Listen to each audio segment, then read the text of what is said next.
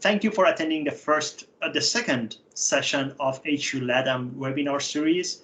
In these sessions, we plan to introduce Harrisburg University and its available resources and the importance of data analytics, because as you know, we're so excited to say that we are coming to Panama.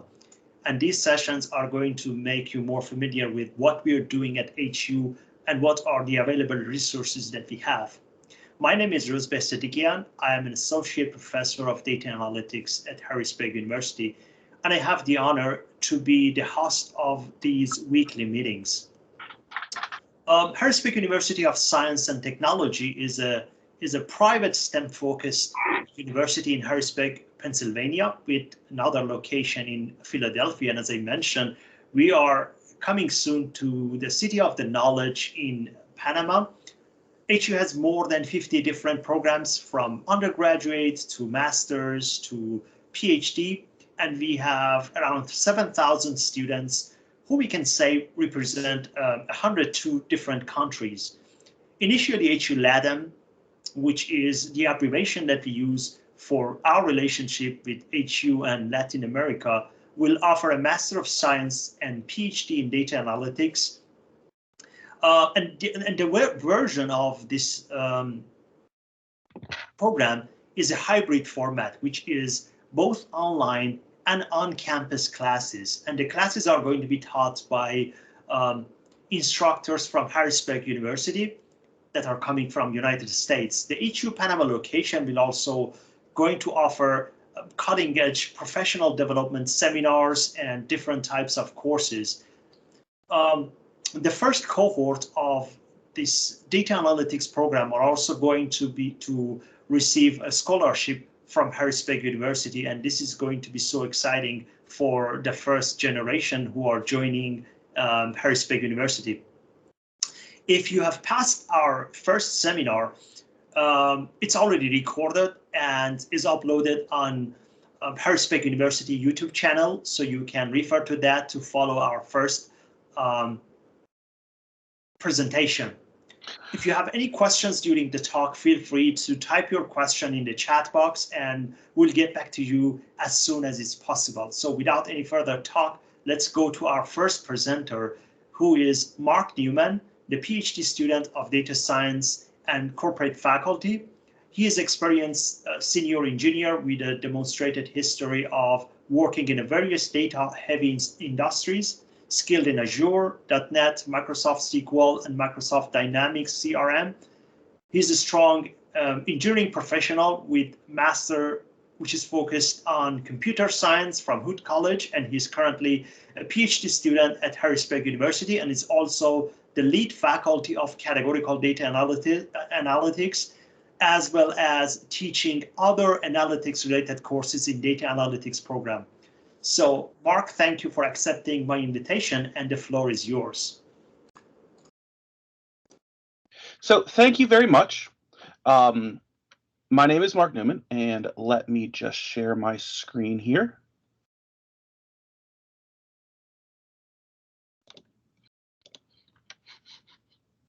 And are you able to see my screen? Yes. Wonderful. So, once again, my name is Mark Newman. I am here to help represent the Department of Analytics, and I am one of the corporate faculty here at Harrisburg University.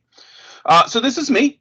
As was mentioned, I am a data-focused engineer, and you can check me out on LinkedIn right there.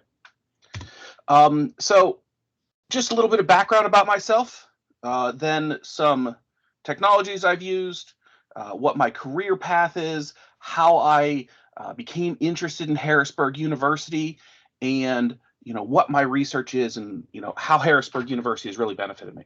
So some of the analytics technologies I've used Azure, cloud-based solution from Microsoft, Databricks Data Factory, and Azure DevOps. I was a full stack developer. I've done SQL, Python, R, all the way from design to implementation to production, including deployments, including DevOps, and operating big data pipelines in production. So a little bit about myself. I started my professional career, in '03.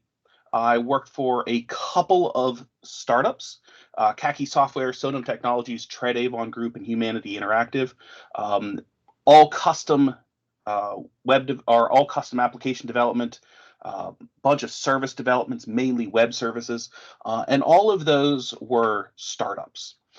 So I have a fair amount of experience there. And I also did a brief stint at Microsystems. They're the world's largest point of sale solutions provider. And mainly what I was doing there is just pure .NET and WCF. My first academic experience is actually at Hood College, where I got my master's. I taught Management 312, which is Analytical Methods of Management, which is basically how to use math for decision making. So we went through all sorts of things, from Gantt charts to seasonal predictions, to decision making processes.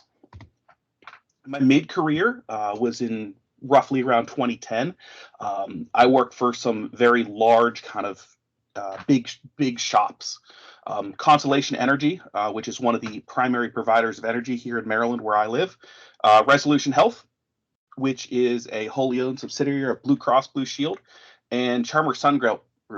They are an alcohol distributor, really, really big name in the industry. And so I really kind of extended my early career from kind of a startup mentality into a larger corporate environment. Now, my path to analytics actually started in about 2012. And so I was employed by two companies, and my tracks there were very similar. Inovalon and Pandora Jewelry, who I'm sure you've heard of. I was originally hired as a web application developer, and I transitioned into large data handling in both of those cases. So there, MVC.net, SQL Server, Databricks, SQL Azure, both the on-prem, in the cloud, as well as the hybrid solutions they have. I've used Azure Data Factory, Big Data Pipelines.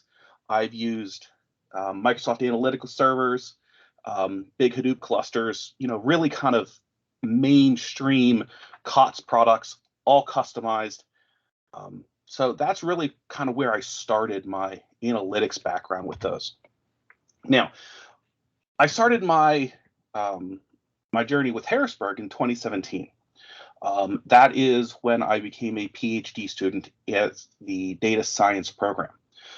As part of our curriculum, we are required to actually teach some of the classes too, which is a really good learning experience for us. So I joined part-time in 2019, and I've taught Analytics 500, which is principles and applications. It is the first analytics course, as well as 725, which is the current topics in unstructured data analysis. And there I was a teaching assistant. And then I joined full-time for the university as my primary job middle of last year. So I teach two courses here at Harrisburg University. I teach Analytics 545 and 715. So 545 is about discrete statistics, and it's how to understand relationships in data from a categorical perspective. And really all of statistics is about relationships, and we want to bring in new and meaningful relationships, not just with continuous variables, but with categorical variables, things that have distinct sets of values. And this goes all the way from contingency tables and odds, things you think of with sports, all the way up to classifications. I also teach multivariate statistics. And what that is how to understand relationships between data having more than one property simultaneously. So if you think about heights and weights of things, comparing those simultaneously and understanding them at the same time. Also comparing values over time itself, right? So we can think of time as a variable. And so we look at both of those kinds of cases. Now, a little bit about my research. So as a PhD student, I have research interests, and I have two primary research paths. This is because at Harrisburg University, we have excellent faculty, and I was very fortunate to have not one, but two mentors. So my first is with natural language understanding, which is a subset of natural language processing, and we'll talk about this in just a little bit. And that's really the process by which we can break language down into machine actionable codes. And that's really the key, in that not only are we not only can we take the language and come up with a useful statistic, but we can take the language and have the machine take action upon that. And I'll show you some examples with this. My other research topic is reject inference. And this is a subcomponent of credit scoring, right? So this is the process by which we can use the actual rejected applicants to improve our credit scoring models. And we'll take a look at some examples here as well. So natural language understanding, really, where does this derive from? There are several different kinds of ways we can understand language. There are keyword systems. Alexa is an excellent example of the keyword system. You can say, Alexa, timer 5 minutes, and she will perform an action. This is, okay, right? It's a command and control system, but you have to understand that what she is able to do is limited. So when you actually ask her to do this, if you don't quite get it right, if you don't quite know what's going to happen, you have to ask her several times. Another thing we can do is we can actually look at n-grams. N-grams are very popular in this space. And here is an example. The brown rat ate cheese. So if we think about an n-gram as a 2 gram to start with, you can see the brown rat, rat ate, and ate cheese. Some of these make sense. So brown rat, that's a thing, right? We all know what brown rats are. The brown doesn't really have any meaning. And this is where the n-grams fall down, in that some of the n-grams really are quite good and useful. And then others just get thrown into the mix and you have no idea what to do with them. So n-grams really struggle when you get to larger, more complex sentences. So one of the nice things we can do is we can try and actually mimic what we teach our children. So in middle school, we teach our children to parse out language. So we get them to draw little trees. And so we say, please identify all the words, right? We can read all the words. What are the parts of speech? Let's group those into noun phrases, verb phrases, whatever, clauses, and then we can have a sentence, right? So this is an example of parsing. So the brown rat ate cheese, and you can see the parse tree here. Now, the problem with parsing is that it's really slow. It's very accurate, but it is incredibly slow. This happens for a variety of reasons, but the problem gets compounded. So as we get more complex statements, standard phone conversation, when we talk back and forth over the phone, is about 7 words per sentence. And that's okay.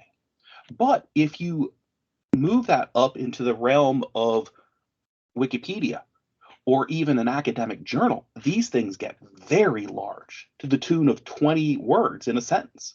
And that's very common in an academic journal, that you'll just see a sentence with 20 words in it. And parsing systems will just grind to a halt under those kind of conditions. So I study how to make this faster. And I also do another thing with this. I study how to run it in reverse. So running it in reverse is actually a really fascinating topic. The reason being is it can do several different things. When you run this parsing algorithms in reverse, you're actually able to adjust you're not only able to regenerate the phrases or the sentence itself, but you're actually able to regenerate it for different levels of understanding, right? So the brown rat ate cheese, our base sentence, can be broken down into an even simpler sentence. The rat ate cheese, right? It's got less words. Brown might not really add a lot. You can increase the readability a little bit for a more advanced audience. The brown rat consumed cheese. Well, that's a perfectly reasonable statement and still means the same thing. And then we can go even further up. So the rodent, and then this is the actual scientific name of the brown rat, feasted upon the pressed curds of milk. Right? This might seem like a silly example, but in academic literature, there's often very complex sentences. And one of the things that I look at is how to get those very complex sentences in academic literature and boil them down and condense them to the rat ate cheese. Okay? So my other vein of research is credit scoring, and specifically reject inference. So credit scoring, the goal is to actually maximize your money-making potential. And in order to do this, you need to retrain your models every year or every quarter, it just depends. And businesses simply have times in which they do it. So do we want to do it every quarter? Do we want to do it every half year? Do we want to do it every year?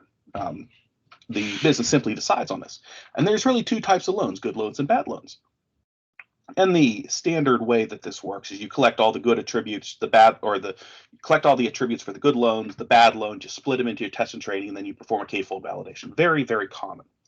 Well, reject inference actually says, no, no, no. There's not two cases, there's three. You have good loans, bad loans, and loans that you rejected from last time. So the goal of a lending institution is to make money. So it's really in their best interest to make sure everyone has a loan. Can't make money if you don't make a loan. So what they do is they only want to reject people who they absolutely know aren't going to pay. Well, the thing is even if you have people and you give them a loan, some of them won't pay. Some of those people that you rejected them for a reason. So most of them aren't going to pay, but some of them are. Some of them would have been good bets. And the really challenging thing about this is that information is not random. The data that you're missing in there was systematically removed. And so the idea behind reject inference is to take all those rejects that you had, train a model on just your good and bads, use that information to predict on your rejects. And once you predict on the rejects, use that information to retrain the entire model. And as it turns out, this produces a model that is more efficient and makes you more money, right? We all want that. And then finally, I actually, going back to my earliest work experience, I worked at a lot of startups, as you saw earlier. Harrisburg offers incubators. And what they are is they actually allow us, and you'll actually hear a little bit about this in the next talk, is that they allow Harrisburg to help you with your ideas, right? To help you take an idea that you have and launch it as a product. So what myself, as well as two of the other PhD students here, we're looking to take machine learning and democratize it. And what I mean by that is we will actually be able to have a software as a service solution. And it's a no-code, low-code solution. And so you can simply bring the data, explore it, process, model it, generate reports right out of the same tool, and then deploy that to production, all with a few clicks. This is, we think, a really valuable offering in the market. So there's a lot of things that analytics can provide, but coding is sometimes really hard. So this is an attempt to actually lower that barrier to entry. And the thing is that Harrisburg offers us help getting started. right? It offers us help with legal. It offers us help with business plans, time and resources, student testers, student interns. And it really helps us understand the full kind of startup process. I've been very involved in them from a development side, but Harrisburg helps us and helps my other two co-founders with actually going through the business side and what are all the things we need to do. And so, I think that's a really nice add-on to the end of Harrisburg's offering. And any questions that I might answer?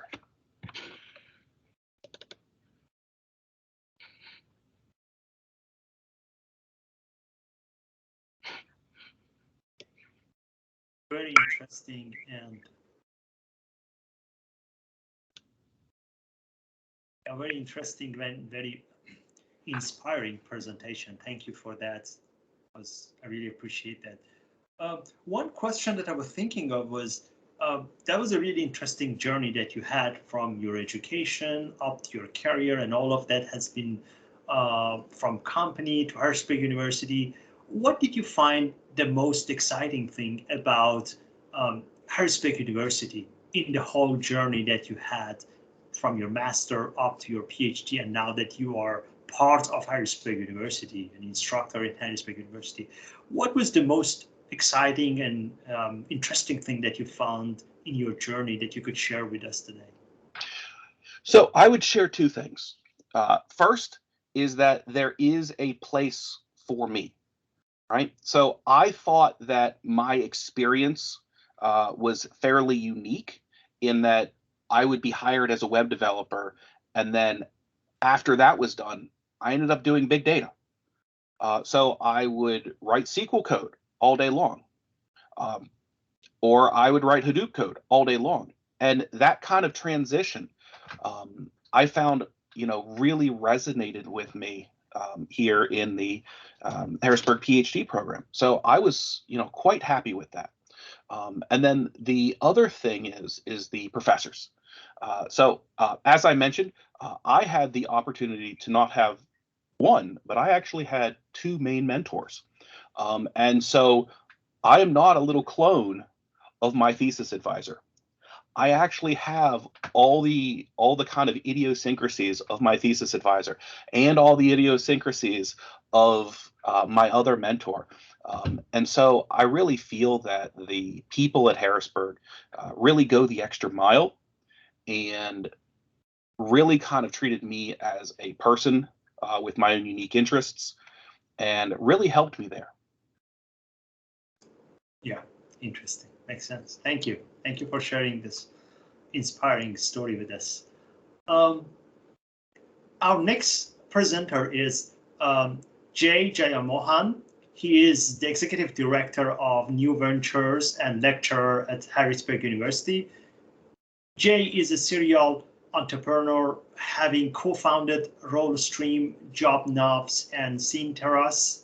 As founder and CEO of Rollstream, a product company, he grew the company from concept to over 100 people globally, raised tens of millions in venture capital, and won numerous accolades, including top 100 supply and demand chain vendors in 2008. The company was acquired in 2011 by GXS, now OpenText. Synteras, a professional service firm which he co-founded and led as managing director, grew from startup to over $25 million in revenue with consistent 20% net income. The company was selected as a Washington Technology Fast 50 firm and subsequently acquired by Akima Corp. Jay is a leading expert in disruptive innovation, design thinking, and strategic management. He has been profiled multiple times in local press, including Washington Post, Business Journal, and etc. Chosen as newsmaker by Comcast Newsmakers, Jay holds a Master of Science in Management from George Mason University and Bachelor's in Mechanical Engineering. So, Jay, please. Thank you, Rusva. Can everybody hear me? Is this yes. good? Okay. So I just see 4 people. So my first question is how many people are listening in, or is it just us? It's first of all, it's a webinar, so we're in the format of a webinar, and in addition to that, this is going to be recorded and it's going to be uploaded on YouTube of Harrisburg University channel of YouTube channel. So it's going to be shared between all the future and current students from HULATAM. Cool. All right. Well, so to the live listeners and to the future listeners, welcome, and thanks for inviting me, Ruspa and Kevin, and the rest of the HULATAM team. It's a pleasure here, and thanks for reading out my whole bio. Ruspa, you didn't have to do that, but I appreciate that. So I think I'm sharing my content. Am I doing that? Yes, we can see it. Okay. Are you seeing it in presentation mode? Yes. Yeah. Okay. Cool. All right. So I won't take too much of the time. This should be pretty short. The Center for Innovation and Entrepreneurship conceptually helps in 3 areas. One is developing new intellectual property. So new ideas, new inventions with the faculty, staff, students across Harrisburg University and the community outside of HU. So as far as how we are operating right now, we are supporting the whole of central Pennsylvania. So we have people who are thinking about a new idea or has a technology coming to us from a lot of people from outside HU, also staff and faculty from inside HU. The second is we are a startup. We offer a startup incubator and accelerators. So anybody who is starting a company can come to us at the very early stages, and we provide them with a rent-free space, student employees that we will pay for the students, so the students becomes your paid employees. You have access to all of the labs and resources. You have access to experts, including the faculty and outside experts, and partners that we have, like development partners. We also have legal partners, including intellectual property. So if you're developing a new technology and you want to protect it, patent it, trademark it, whatever the legal side is, or form a business or form a company registration, we have partners that can help you. We also have expertise, including, as Ruspa mentioned, me. I have done a couple of companies, including raising money. So I can advise you on term sheets, cap tables, how to create equity allocations, all of this. And then finally, the fundraising guidance. So once you have fleshed out the idea to the point where you are ready to go out and raise external funding, whether it is venture capital or seed capital, different stages, we can help you with each of those. The overall mission of the center, in the simplest terms, is empowering innovators to build successful ventures, which essentially means anybody who has an idea, if they want to take it to the next level, this is the center where you can get all the help you need. So this is a little hard to read, but this is just fleshing out the details of what I just described, each of those areas. So to give you some examples, one area where usually we get a lot of inquiries is a student or a faculty member has been working on a project on the side, and now they feel like this is something that can be taken to turn into a company or next level. So the tricky part or the key part about the faculty research and the student research and then turning that into a project is, if you have published most of the study through a research paper or journals, then your chances of getting an intellectual property or a IP legal filing is restricted. So before you start publicating many of these, research papers, you should be talking to the CIA to figure out, okay, should I, is there an opportunity to create new IP? And if so, how do we go about doing that? And we can partner, we have these legal partners who can give you some initial advice, pro bono, which means, free. And then you can decide, okay, would I rather spend some money and get the IP protection before I publish the information outside in research papers? So this is it's a critical piece of figuring out if you are going to build a company. Another part is what we call a technology transfer. So if you have working on a technology, but you really are not interested in turning it into a company because for whatever reason you enjoy the role that you're doing, whether you're faculty or you're working someplace else, but you believe strongly that the technology you're working in has a unique value proposition, again, you should protect it by having an IP filing, but more importantly, you might have an opportunity to license it out, which essentially means there might be bigger companies or larger companies outside that will take your idea and create a product, and you could get a royalty out of that. So you don't go through the whole process of building a company, but you rather license out the technology because your expertise in that, and you could continue building other technologies and again create more technology transfer opportunities. So HU has those capabilities, and we have operational agreements in place, like incubator agreement or IP agreement that protects these capabilities. So you have the technology transfer opportunity, or you can build a company if that is your interest. The other part is what I call the personalities of starting a company, right? A lot of people that comes with ideas have one skill set or the other. So I call it the hacker, the hustler, and the hipster.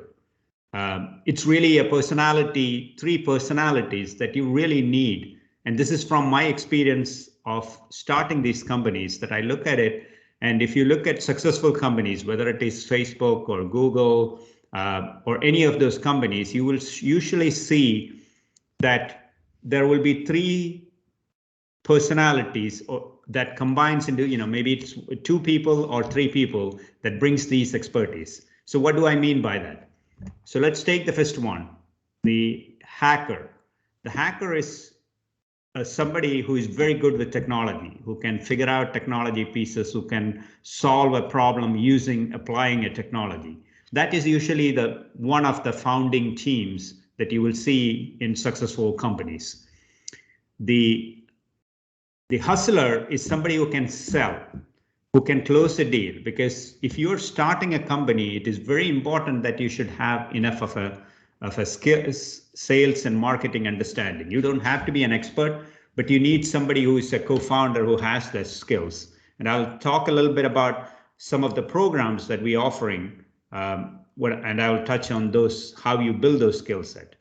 And the third personality is what I call a hipster, which is somebody who understands the customer needs, who understands what are the solutions that the customer does, being in touch with the customer, understanding their needs. So we at CIE help you figure out those parts, like, which is your personality side, and matching you with those complementary skill set. So you might be a hacker, a strong hacker with maybe a little bit of the the hipster personality. And then if you can find the right hustler personality, and then you combine and take your idea, that's really a strong, successful combination. So you look at, most of the big, large companies, and you will see, even if it's a one founder, they would surround themselves with one or two of these other personalities very early in the stages for the company to grow successfully. So all of those skills, which brings into the trainings that CIE offers, right? So talk about, so the CIE has been operational for about 22 months now. So it's a very small period compared to a lot of the centers that exist around the world. So if you think from Penn State, they have been around 200 years. The centers has been around for a long time. MIT has been around for a long time, the Center for Innovation there. And we have been, in operation for 22 months. And during that time, we have had 71 applications that came through in different ways. And these are 71 startup ideas. And we have run, one of those programs, we call it the Launch U. It's a Shark Tank-like startup competition. And you have those, the people who come through those, we shortlist 7 finalists who apply to that program. And those 7 finalists, each of them are matched with a mentor. A mentor meaning an external CEO or a founder who will work with you, with these 7 finalists, each of them, over a period of 6 weeks. And then these 7 come in and present a final pitch in front of a larger invited audience. And 3 winners are chosen from that, and each of them wins prize money. So that's what Launch U is. So within the Launch U, we also, the winners, we invite them to be part of our accelerator incubator program. So they get to apply and be selected in and stay in our incubator. So our incubator, like I mentioned before, gives you free space for 18 months, gives you student employees to work on our idea. So you start with this pitch competition, and from there, now you're coming into a long-term accelerator to build your company with others and with other complementary strengths. The BIP is what's called a business innovation partnership. So there we have multiple companies, larger companies, who are working on innovation projects that you get access to, and you can collaborate with them. And M2I is a program called Maverick to Innovator, where it's like a elite athletic program where a selective group of students actually work, high school students get to work through a full-fledged business idea over a period of couple of years and flush it out, and you earn a degree for building that. So there's a full-fledged undergrad degree program that actually is focused, it's a competency-based one, where you're building your business and earning a degree. So if you look at these numbers, 71 of them applications came through. 18 startups worked with CIE in this short period. 6 of them had won prize money that I mentioned about, that close to $5,000 prize money. 3 of them actually, from those ideas that they pitched, they turned them into full-fledged companies. And all 3 of them were able to raise the money after going through the CIE's programs. 2 of them raised angel rounds, which means beyond this early seed money, they raised more than $100,000. One of them has raised $1.9 million in Series A, and that company is now a full-fledged team, and they're developing a really cool product. So I'll share a little bit about that company. It's called the Naki Logics, and the founder's name is Dave Siegel. So he worked with the center from the very early idea, and it's a non-invasive neural interface, which means it uses a smart earbud to detect microfacial gestures. So if you are disabled, that you can't use your, you can't speak or use your hands, this enables you to communicate with a device, whether it is a mobile device, a phone, a video game, or laptop. And it's considered the next generation hands-free and voice-free input device. And so many different areas are looking at that, and they are incredibly fast developing this product. And they have patents across United States, European Union, and Israel. And they are completely hands-free and invisible outbound control, and they are part of what you call the Internet of Things, or IoT. So it's a very cutting-edge solution. So that's just one example of a company that came through the CIE. So that's the one that has raised money. So in this 22 months, you can see the incredible opportunities that we have been able to support. Talking a little bit about the companies that came through the LaunchU, right? So I talked about the 71 applications, and out of that, 7 was shortlisted. This time, so we ran it twice. So this time the winners were, the first prize winner was a woman founder, and she had an idea of using artificial intelligence to help write fan fiction. So for any of you who doesn't know about fan fiction, it's writing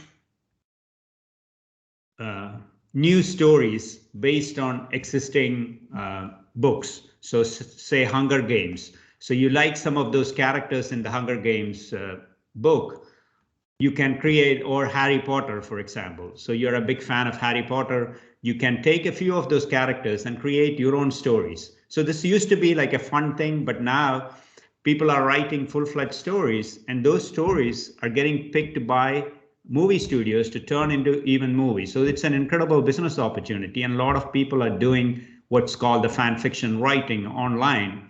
And Georgina used artificial intelligence to give you a template so that you can quickly start writing by picking the characters that you want. The second prize winners are 2 HU students, grad students, who created a cybersecurity solution. And both of this first prize and the second prize winners have raised money and moved on. The third prize winner is working on the solution, and that's a team from India, Canada, US, all combined together, and CIE worked with them. Previously, the last time we had similarly 3 winners, and the first prize winner's company was, the first prize winner turned his idea into a company called CredQ. So, and they all won these prizes, and you can see that across the central Pennsylvania area, every high school is applying to this.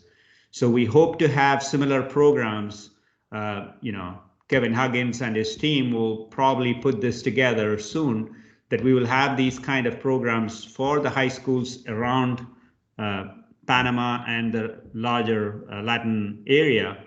And we can have those competitions tied into the US competition.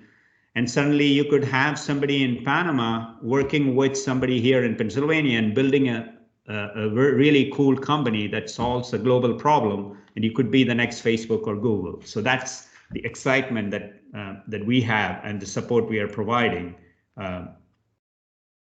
with these programs and infrastructure support. I talked about the Business Innovation Partnership. Now, this is where the opportunity for somebody who's working with the CIE to tap into larger companies and their technologies. So Hershey, Facebook, NS2 is a national security service, is one of the biggest software companies, US entity.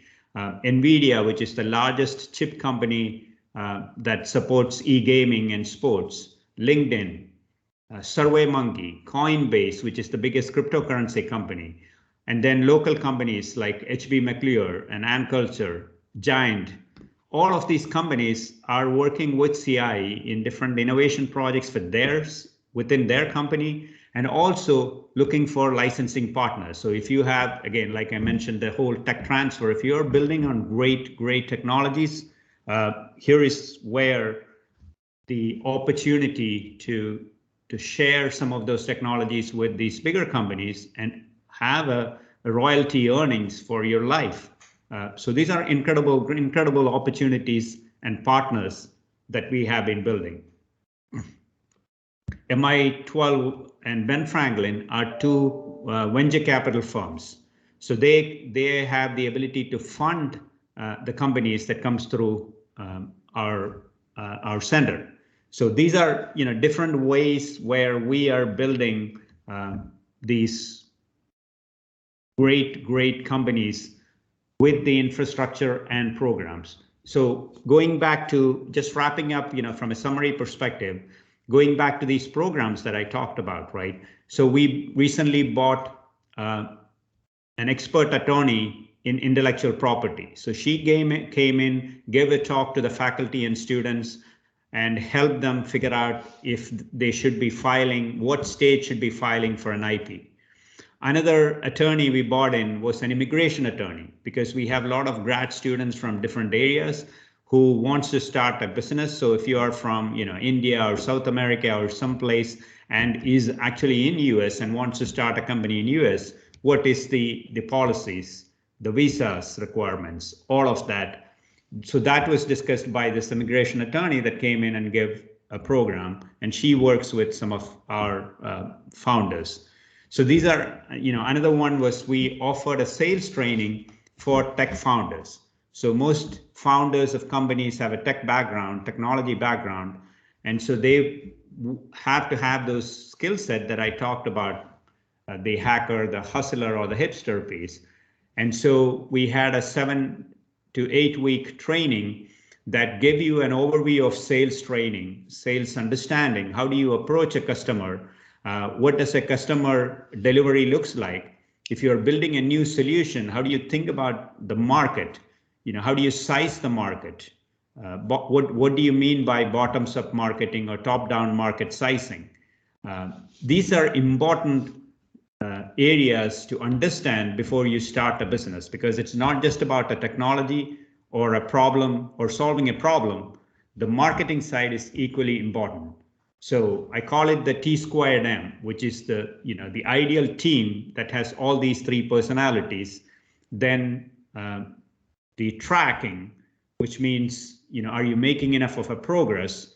And then M, the market. So the massive markets that you're looking at, how big is the market and how much of that market can you capture with your solution? So these are important considerations. And the Center for Innovation and Entrepreneurship is really focused on helping you have those complementary pieces and building those infrastructure and programs that helps you start with an idea and go out with a business that can raise money and grow and scale up. So that's really what the Center for Innovation and Entrepreneurship is all about. And we are really a massive footprint. So we help anybody across the board. So with that, I will pause, for a few minutes if there are any questions. So I see there's one in the chat. I just wanted to say yes, there's a question. Okay, so let me read that. From your experience, why is innovation important for entrepreneurship? And what do you think are aspects that we lack in Latin America with regards to technology innovation? And how can we incentivize to have that entrepreneur mindset?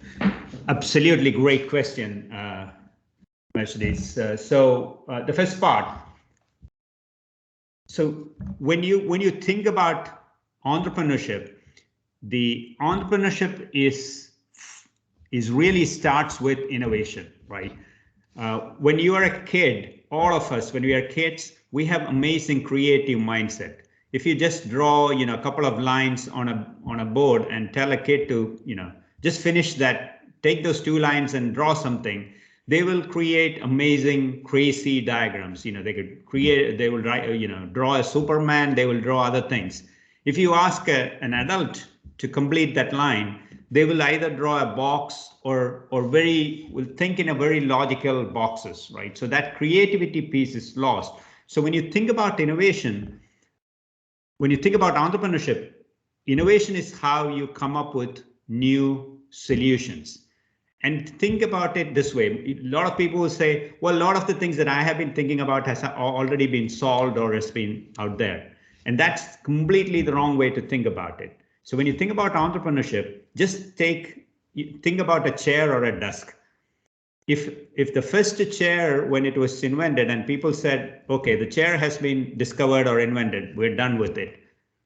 How many different versions, even today, different versions of a chair, people are coming up with designer chairs, ergonomic chairs, different versions, and each of them are building a great business. So that's really the key to innovation, looking at something and saying, how can this be solved differently or better?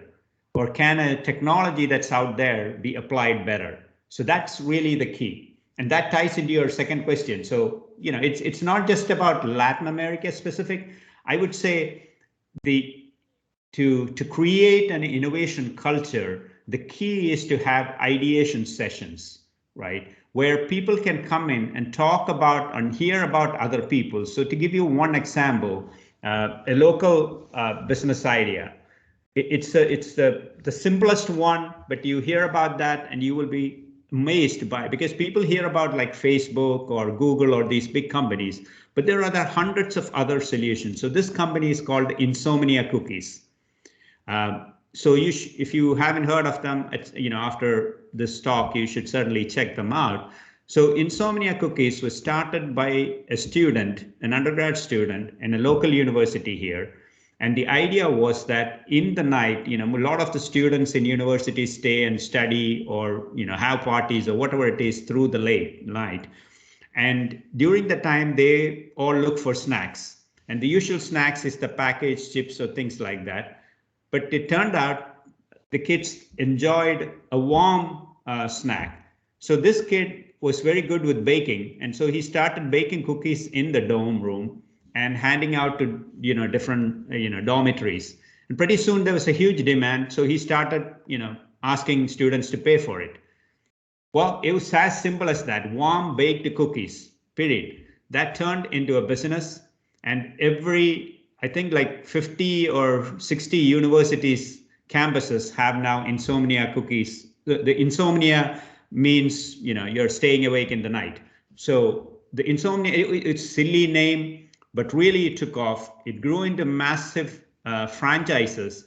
And after it took off with all the universities, it even went outside. And in New York, Wall Street has one of those stores, which is a great place to get warm, really warm cookies. And it's like different versions of cookies they started spinning off. And I think a few years back, they got bought out for 100 million plus by Dunkin' Donuts. So you think about these stories of innovation, and suddenly you will see that creating these kind of ideation sessions where people can come together, and that's what the center does. And to answer your second part of that question, I believe that the way to incentivize is by having these kind of small launch you style competitions, and also having these accelerated programs like the ones we run, where people have just a crazy idea. That's fine. I don't have any money. I just have a crazy idea. All right, come in. Let's spend some time, see if we can flesh this out idea to the next level, and suddenly some of those could turn into big companies. So that's really the way you keep incentivizing. And it's not like a one time and done. You have to continuously keep doing it. That's really the key to building innovation and entrepreneurship, and a culture of innovation and entrepreneurship. Hopefully I answered the question. Thank you, Jay. It was a wonderful, inspirational talk. I really enjoyed it. I'm sure that attendees also enjoyed it. So this is going to conclude our last talk for tonight. Don't forget our next session, webinar series is going to be next week, same time. And also at the end of this session, I should first of all thank our great speakers, Mark and Jay. You did a fantastic job. That was great talks that you had today. And also thank our attendees for attending this session and listening to our presentations, and also for people who are watching actually this recording later on, because this session is already recorded. Thank you, everyone, and enjoy the rest of your night, and see you next week.